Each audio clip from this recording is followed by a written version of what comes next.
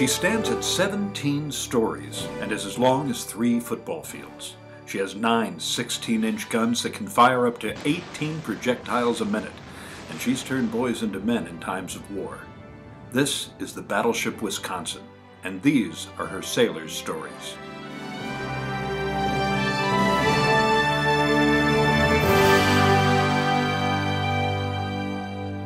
I joined the Navy in 1987 when I was a senior in high school because I knew I didn't want to go to college.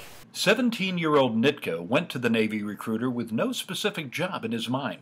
So I sit down with the detailer. He says, "You scored really well in these 2 areas, and I think you'd be best suited for these 2 jobs.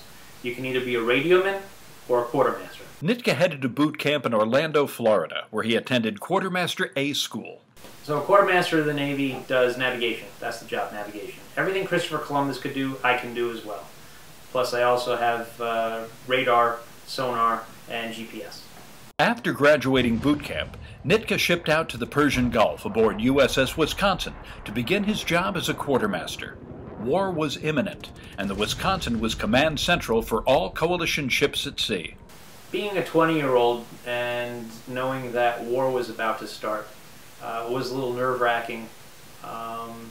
I did, like so many other soldiers and sailors have done throughout history, I wrote a letter to my parents, tried to explain a few things, and just tried to give a little bit of closure.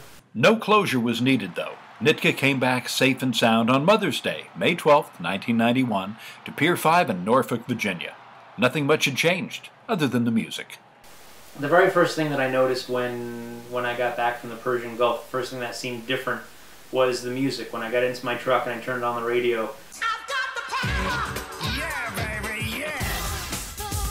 This is gonna be cool.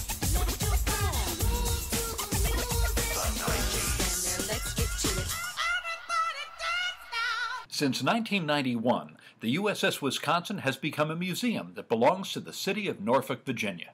Going back to the Wisconsin now is neat because I now get to go back and relive some of these past experiences with my family now.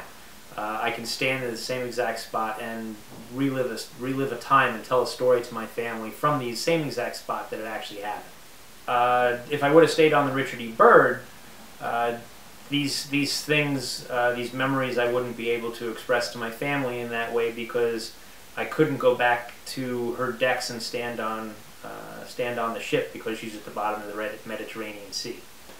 Nitka is a proud Navy sailor, but he's even more proud of the skills and lessons that the Navy taught him. Something that I take great pride and joy in is knowing that I am probably the only kid on my block that has a driver's license for a battleship.